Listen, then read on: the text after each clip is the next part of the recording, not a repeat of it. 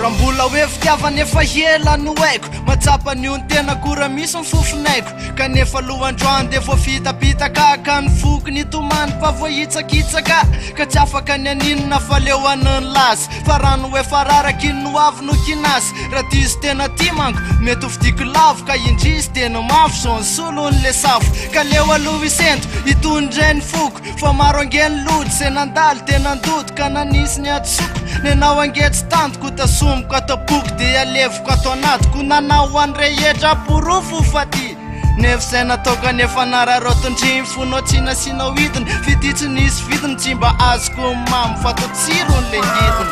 raha andeha anao zalo tsy tazona itsony tsy mampaninana de hoe tsy tazako itsony satria anakanara toy anao ka iala tsy tamana fany amin'ny afandraza no hitady afana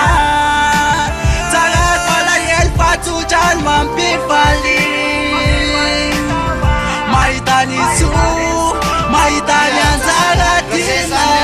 daleo ifaraniny ka ho tapitra ny tantaraka tsy izy toyaniny tsodrany be debe no atolo otroandry mba hitan'izay tsara sanomezanao fity satria tantara misy loha misy farany nenahangambatreo fefa tapitra ny lalandeso avady akidy mba mahitany so fa nena rosondy de atrakany any lo fandray androany le fitiavako isy andray an'le foky te anaja sankato ka ho solon'le fity zay natosika atrisay te izy no meko fitiavana zay vokatry ny fo fa vitiny ka leo any alaheloko tsy ombonany ferahana tsoraikitry ny tsy nisy fanombohany na minavinantsara ka tsy tateraka rse fa zay ane le fiainana tsy hoe compte de fait raha andeha anao zalo tsy tazona itsony tsy mampaninana de hoe tsy tazako itsony satria anakanara toy anao ka iala tsy tamana fany amin'ny afandraza no hitady afana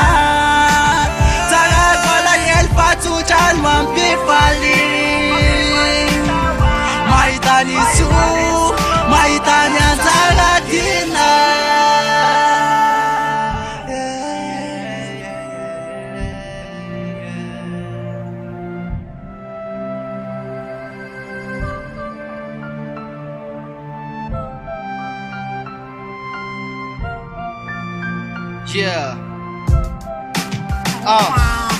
zavatra koziko reny sanatry hoe oziny fa mifazavana zao tsy hiditra amin'ny aiziny see you again zay ny ankoziko anadinonao zanany katsiko fa ny foky efa tofoko mila rivo vaovao fenao alotsatsofoka ka fa za tsy anjaranao anajany safidiko am'izay aloha tsy